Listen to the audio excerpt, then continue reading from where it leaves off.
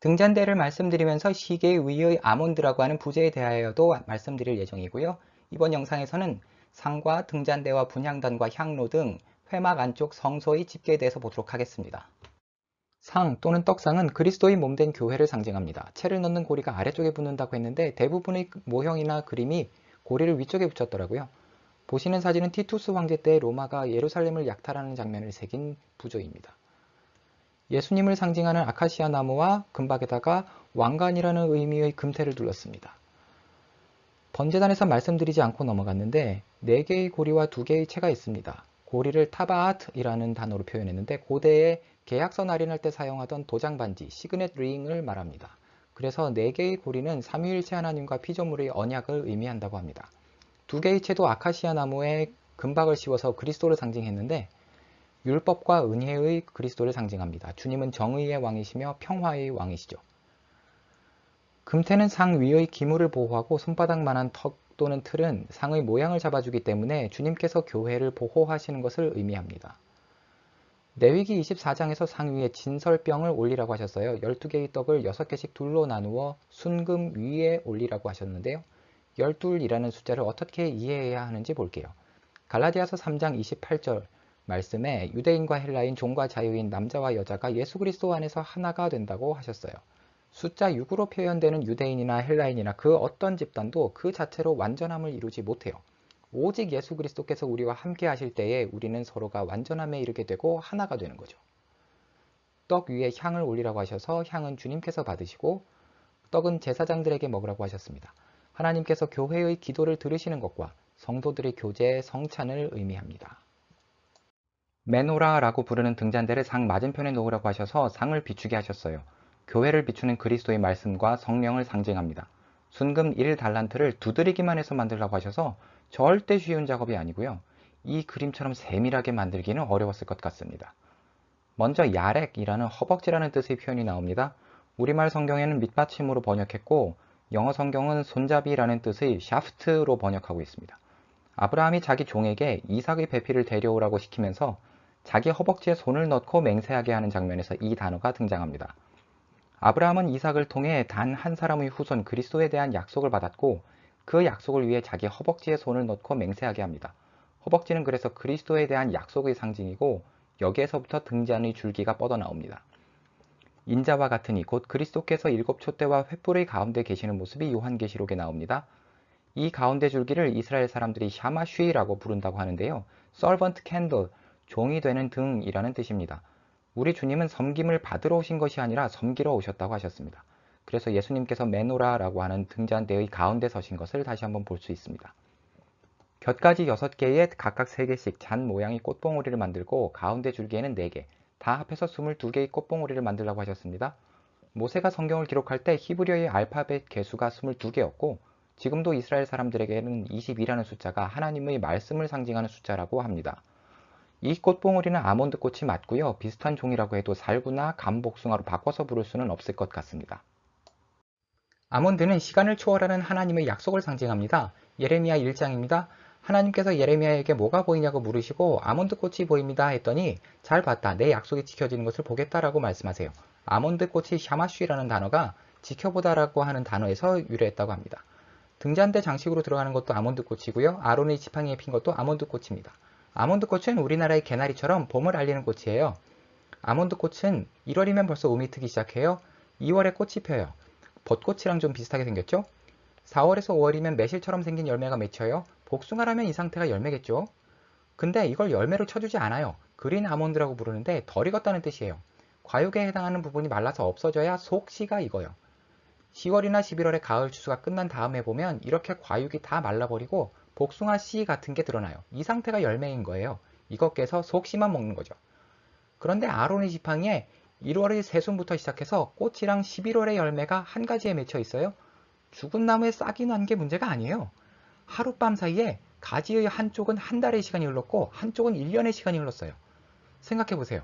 하룻밤 자고 일어났더니 내 얼굴이 반쪽만 나이를 먹었다면 어떤 느낌이겠어요? 아, 이런 일도 있구나 하고 넘어갈 수 있나요? 하나님은 시간을 초월하시는 게 아니라 지배하세요. 시간은 하나님 앞에 피조물 중에 하나인 거예요.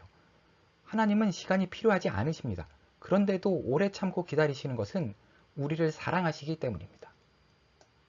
다시 등잔대를 보도록 하겠습니다. 35절 말씀에서 7개의 줄기를 만드는 방법을 알려주십니다. 가운데 줄기에서 양쪽으로 2개씩 세 쌍이 뻗게 하라고 디테일하게 말씀하십니다. 어떤 의미가 있는지 보도록 하겠습니다. 먼저 계시록 4장 5절에서 보좌 앞에 7등불 켠 것이 있는데 하나님의 7영이라고 하셨습니다. 바로 우리가 지금 보고 있는 등잔대의 불을 말씀하시는 것인데 이사야서 11장에 이 7영을 어떻게 표현하고 있는지 보도록 할게요. 첫 번째가 주님의 영이니까 가운데 계시고요. 지혜와 총명의 영, 모략과 권능의 영, 지식과 주님을 경외하는 영이 좌우로 쌍을 이루고 있습니다. 어떻게 보면 양쪽 줄기들이 날개처럼 보이지 않나요? 이사야서 6장 2절에 나오는 스랍들이 세 쌍의 날개를 가진 것으로 나오기도 합니다. 등잔대가 성령뿐만 아니라 말씀을 의미한다고도 말씀드렸죠. 성경의 권수를 넣어 볼게요. 왼쪽에서부터 모세오경 5권, 역사서 12권, 시가서 5권, 가운데 건너뛰고 대선지서 5권, 소선지서 12권, 사복음서와 사도행전을 합해서 5권, 이렇게 해서 5, 12, 5라는 숫자가 쌍을 이루고요. 서신서 22권이 가운데, 서신서는 예수님의 사역의 의미와 기독교의 교리를 총정리한 것이죠. 그래서 가운데 오는 것이 적당한 것 같습니다. 여기에 5, 12, 5, 22라는 숫자가 보입니다. 히브리서 알파벳의 5번째, 12번째, 5번째, 22번째 알파벳을 뽑았더니 타힐라, 찬양이라는 단어가 나왔습니다. 타힐라의 복수가 타힐림, 시편이라는 뜻입니다. 성경에서 7이라는 숫자의 의미를 부여하게 되는 첫 번째 사건이 창세기 1장인 것 같습니다. 첫째 날에 빛과 어둠을 만드셨는데 넷째 날에 낮과 밤의 광명을 만드셨어요. 둘째 날에 궁창 위의 물과 궁창 아래의 물이 나뉘게 하셨는데 다섯째 날에는 공중에 나는 것과 물에 헤엄치는 것들을 만드셨죠. 셋째 날에 물이 물러나고 땅이 드러나게 하시고 땅 위에 식물이 자라게 하셨고 여섯째 날에 땅 위의 동물들을 만드셨고요. 그리고 마지막 7째 날을 안식일로 거룩하게 하셨습니다. 고전적인 천계적 사관과도 연결해서 볼 수 있을 것 같습니다. 아담으로부터 아브라함까지 2000년, 아브라함으로부터 예수님까지가 2000년, 그리고 재림까지가 2000년, 그리고 천년왕국. 하나님께서 성막을 통해서 예수 그리스도의 초림뿐만 아니라 재림까지도 이미 확정하셨다는 것을 알 수 있습니다. 다음은 분향단에 대해서 말씀드릴게요. 분향단도 예수님을 상징하는 아카시아 나무와 금박과 금태가 들어가요. 위에서 볼 때 1규빗, 1규빗의 정사각형인데요. 고대에는 정사각형을 그릴 때 평행선으로 평행선을 가로질러서 그렸대요. 만날 수 없는 평행선을 만나게 해주는 것, 그래서 정의뿐만 아니라 중재의 의미도 있다고 합니다. 높이가 2규빗인데요. 뒤에서 볼 언약궤보다 키가 조금 큽니다. 언약궤가 율법을 상징하는데 우리를 중재하시기 위해서는 율법보다 높은 정의가 필요하기 때문입니다. 언약궤보다 높은 위치에서 향을 올려서 속죄판 위에 임재하시는 하나님께 향을 드립니다. 다른 기물들은 고리가 4개씩인데 반해 분향단은 고리가 2개입니다. 피조물을 위해 중재하시는 분은 히브리서 7장의 성자 예수님과 로마서 8장의 성령님이십니다. 중재를 들으시는 성부 하나님이 지성소에 계시고 중재의 대상이 되는 피조물은 성소에 있습니다. 고리 2개로 만든 모형이나 그림이 거의 없어서 어쩔 수 없이 이렇게 X표해서 드립니다. 출애굽기만 보면 분향단의 위치가 성소인지 지성소인지 아니면 성소와 지성소를 왕래하는 것인지 좀 헷갈려요. 분향단에서 직접 분향하는 것이 원래 취지가 아닌가 싶기도 합니다. 향로라든가 다른 어떤 기구에 대한 말씀이 출애굽기에 나와 있지 않거든요. 아래 사진은 이스라엘 남부 텔 아라드 유적지의 돌 분향단인데요. 분향단 위를 보시면 까맣게 재 같은 것이 보이시죠? 성분을 조사해보니까 동물의 똥에다가 대마초를 태운 흔적이랍니다. 하나님 앞에서 대마초 환각 파티를 했을 리는 없죠. 우상 숭배를 하던 산당입니다. 자연적으로 버려진 것이 아니라 누군가 구조물 전체를 흙으로 덮었다는 것이 밝혀졌습니다. 아마도 아하스 왕이 만들었다가 아들 히스기야 왕이 없애버린 산당인 것 같습니다. 하나님께서 그렇게 하지 말라고 하셔도 자꾸 산당을 만들었던 이유가 따로 있었네요. 레위기 16장에서 하마타라는 향로를 사용하는 방법에 대하여 알려주시는 장면이 나옵니다. 반면에 마타토라는 향로도 성경에 나오는데요. 나답과 아비후의 향로, 그리고 고라의 반란 때에 사람들에게 가지고 오라고 하셨던 향로도 마타토입니다. 마타토는 싸제 향로, 하마타는 성막의 향로. 근데 사용 방법만 나오고 향로를 만드는 방법이 안 나와 있어요. 그래서 번제단 기구 중에서 불 옮기는 그릇을 사용했을 것이다 라는 설이 있어요. 근데 그거는 노쇠로 만들었어요. 성막의 내부 집기는 모두 순금으로 만들었는데 이것만 노쇠를 사용하는 건 좀 이상해요. 그래서 순금으로 따로 만들지 않았겠나? 그게 히브리서 9장에 나오는 금향로 아닌가 생각합니다. 이 금향로는 요한계시록 8장 3절에도 등장합니다. 향로에 제단 숯을 가득 담고 향을 두 손으로 얹어서 지성소로 들어가라고 하셨습니다. 계시록에서도 기도의 향로를 천사들이 들고 올라가서 하늘에서 향을 얹어서 하나님께 드립니다.